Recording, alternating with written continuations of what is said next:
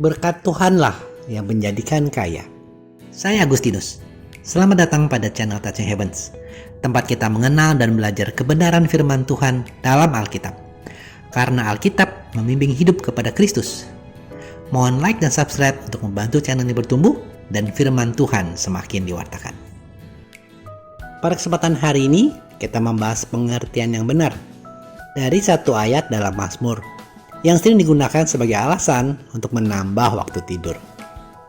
Mari kita baca Mazmur 127 ayat 2.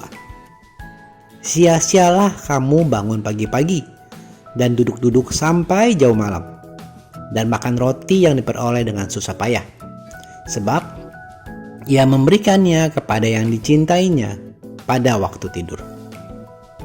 Apakah Anda termasuk yang menggunakan ayat ini sebagai alasan untuk lebih lama di ranjang? Semoga tidak ya. Namun mungkin ada teman atau family yang masih memiliki pengertian kurang tepat akan ayat ini. Semoga renungan singkat hari ini bisa membantu. Teman-teman, kembali kita mengingat bahaya akan kekeliruan saat kita membaca ayat sepotong tanpa melihat konteks ataupun hubungan ayat itu dengan ayat-ayat sebelumnya atau ayat-ayat sesudahnya, juga dengan maksud keseluruhan dari paragraf itu.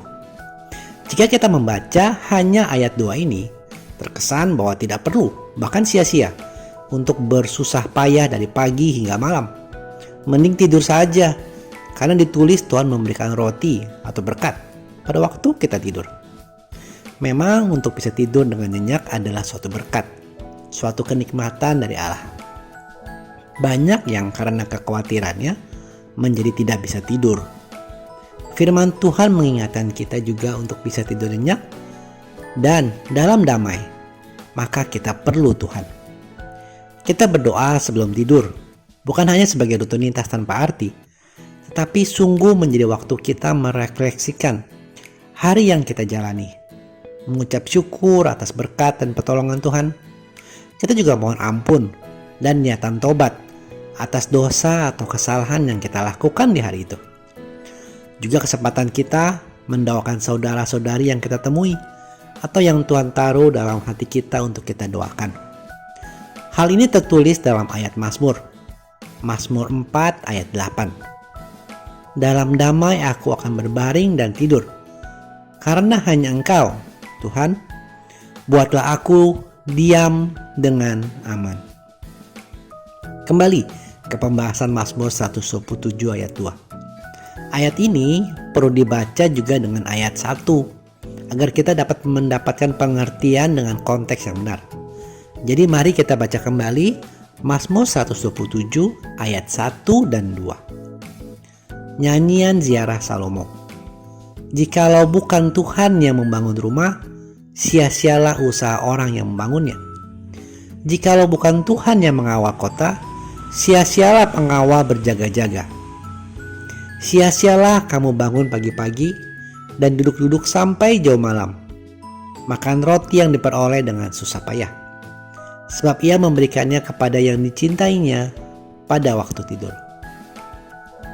Nah, membaca dari ayat 1, kita segera menyadari bahwa penulis Mazmur, yaitu Salomo, mau menyampaikan pesan kepada kita perihal mengandalkan Tuhan ketimbang mengandalkan kekuatan manusia atau diri kita sendiri.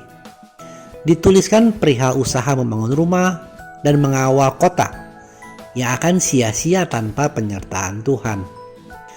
Sehingga dilanjut di ayat 2, perihal usaha bangun pagi-pagi hingga jauh malam untuk mendapatkan roti atau berkat.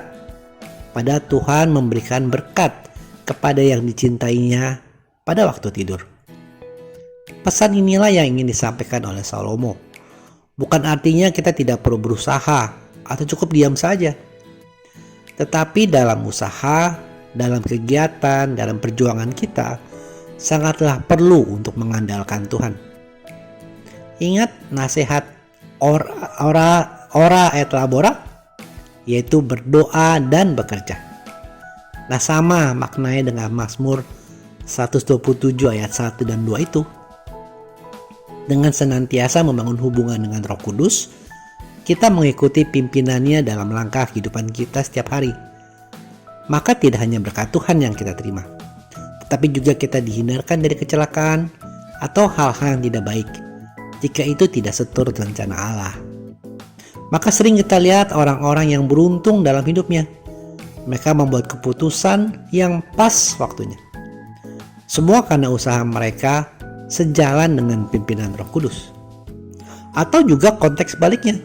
Mungkin Anda juga pernah lihat mereka yang berusaha dengan keras, bekerja jujur, tetapi kelihatan selalu sial, gagal, mengalami kerugian. Tanpa kita menghakimi, mungkin saja mereka belum mengandalkan Tuhan dalam hidup mereka. Ingat dan mari kita doakan agar mereka bisa membuka hati dan hidup mereka untuk Kristus. Teman-teman, satu hal lagi yang bisa kita petik dari ayat 2 tadi. Kita membaca tertulis, sebab ia memberikannya kepada yang dicintainya pada waktu tidur. Penekanan pada kata yang dicintainya dengan huruf kapital N. Artinya mereka atau orang yang dicintai oleh Tuhan. Orang yang dicintai oleh Tuhan adalah orang yang berkenan di hati Tuhan. Mereka yang menyukakan hati Tuhan dengan menuruti perintahnya, hidup berjalan dalam pimpinannya, serta mempraktekkan firman Tuhan dalam kehidupan sehari-hari.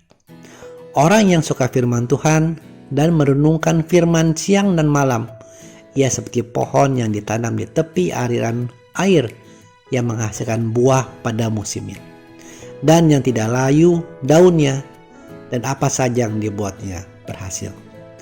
Sebagai penutup, mari kita dengar firman Tuhan dari Amsal 10 ayat 22. Berkat Tuhanlah yang menjadikan kaya, susah payah tidak akan menambahinya. Terima kasih sudah menyaksikan. Sampai bertemu pada video Kenal Alkitab Rabu depan.